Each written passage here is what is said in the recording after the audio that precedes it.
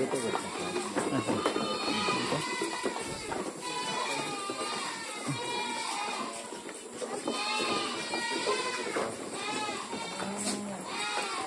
Ito yung ano, third way breeding ni Pastor Seglo sa anin, Lamansa at saka ang Lunubian. Maganda ito. Tapos mas malakas yung gatas na kaysa pure na ang Lunubian. So, yun guys. Magandang Kapag produce sila ng 4.5 liter ang gatas nito. Yung mga babae nito.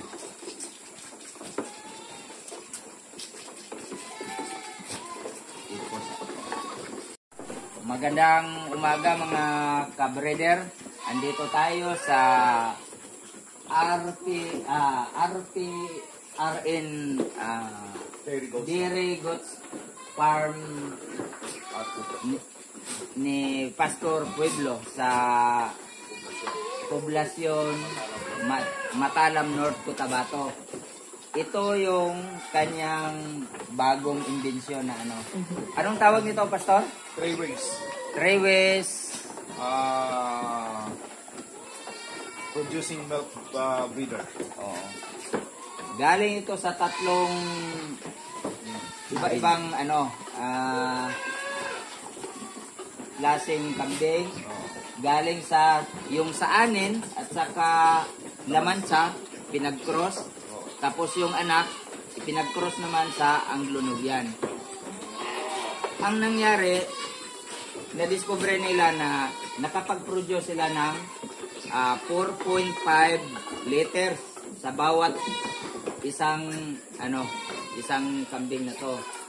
So, sa anin, nakapag-produce ng 4 liters. Pero dito sa bagong breed nila na to, nakapag-produce sila ng 4.5 liters. Tapos ang sa anin, lupat yon. So, kumbaga, hindi masyadong maganda yung masarap yung gatas. Pero dito, mas masarap kasi yung gatas ng sa anin at saka Lamansa pinag-cross. Tapos, yung anak naman, pinag-cross na naman sa Anglo-Nubian. So, instead na low fat siya, naging high fat. So, masarap yung gatas dito ni Pastor. So, pero itong dito, ay mga backling. Purcell ito, naka-purcell ito sa nais may naghahanap ng magandang pang bread. Pwede na kayo dito magbili kasi naka-tatlong cross na ito. Kaysa kayo pang mag-cross, ilang taon, minsan aabot ng mga 2 taon or mahigit bago ka makapag-produce ng ganito. Ito, naka 3-week crosses na ito. So, mas maganda ito. Lalo na pag yung i-cross nyo ito sa pure Anglo-Nubian, so mas lalong dadami yung gatas at saka mas lalong masarap yung gatas niya. So, ang may-ari nito si Pastor Pueblo. Yes guys, magandang umaga po sa inyong lahat. Ako po yung may-ari ng RPRN Dairy Goats Farm, na nandito ngayon sa Poblasyon Matalam, North Cotabato.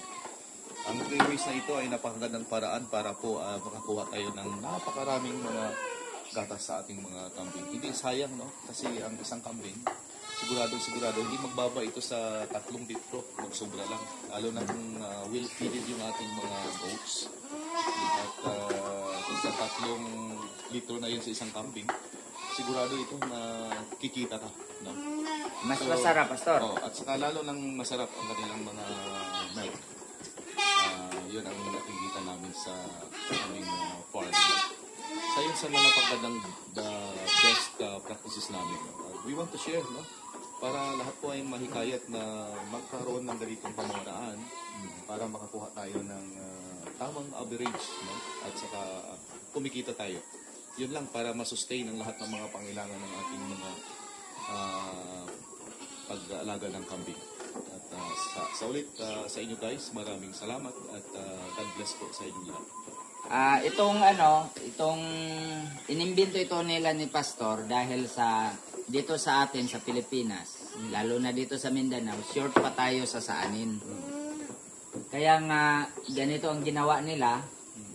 Tapos nakita naman nila na mas marami yung ma-produce na gatas.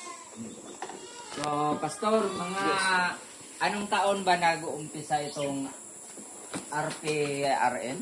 We were starting 2004 pa, matagal na kami. Nagsimula ka, Pastor, sa mga magkano? I started with yung MVRLC, no? Nakabili ako. Pero sa panahon na yun, napakamahal na. Hindi magbaba sa 10,000 ang isang kambing. Per head. So yun lang ang simula ko. I started one. One ito na pair. No? Isang lalaki at saka isang babae. Nakikita namin na mag-asawa, napakaganda dahil kumikita. Kasi ang mga pagkain niya, makita lang sa palibot. Yun ang pinaka-napagandang maitulong ng ating alaga. Sa ating mga alaga. Kasi yung mga pagkain na yun, dyan lang kagaya ng mga damo na iba't ibang klase na yun lang, hindi magastos. Mga ilang heads nito ngayon, Pastor? Ito sa ngayon, napakaganda dahil nakaabot na kami ng noon, mga almost 100 kami. Ngayon, mga 60 na. 60 or more. Kasali na itong mga backlings at saka dulings. So mga ka-breeder, kung plano nyong pumasok sa goat farming, ito lang ang masasabi ko sa inyo. Dito sa goat farming, kikita ka talaga. Maliit lang na kunting puhunan lang, malaki yung kikitain mo dito. Kasi halos lahat ng sa kambing, pati yung dumi ng kambing, ang iba ngayon bumibili ng 100 pesos per sack. So, kumbaga, wala kang masasayang dito. Tapos yung pagkain, pwede ka magsakate ng mga damo-damo, pwede ka rin magtanim ng forage. So, cut and carry lang, ganito, upang less yung, yung sa labor mo. At saka yung oras mo, kumbaga, kontrolado mo. So, yun lang sa gustong maghanap ng mga quality, mga magagandang, back, at saka backling, available po dito. Pwede kayo mag-message lang kayo sa aking account.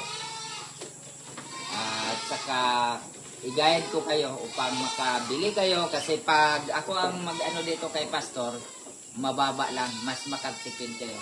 Mas mura lang. So, yun lang mga ka-breeder at happy good farming sa ating lahat.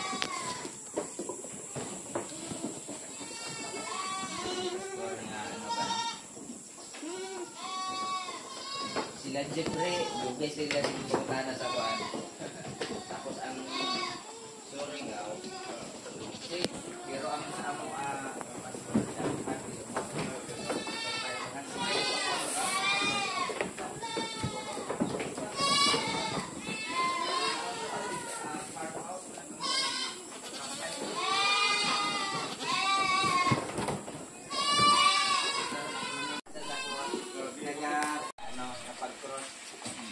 ayan yung ebidensya tignan nyo yung tainga niya lamansa pa mayroong iba na pinaghaba yung tainga, so talagang totoo na galing sa lamansa at saka sa anin pinag-cross, tapos yung anak pinag-cross din sa sa Anglo-Nubian.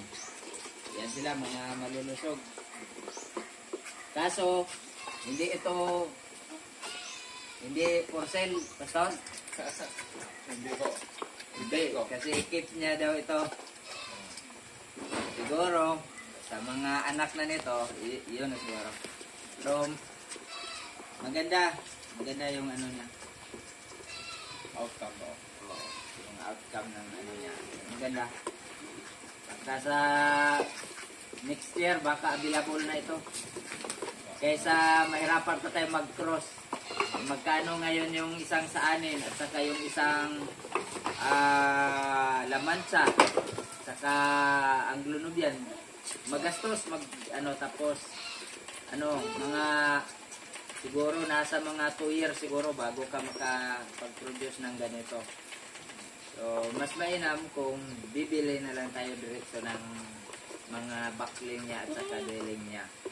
Kung sakali, available na. Ayan. Kung gusto mag-inquire, message nyo lang ako. Or pumunta kayo dito kay Pastor.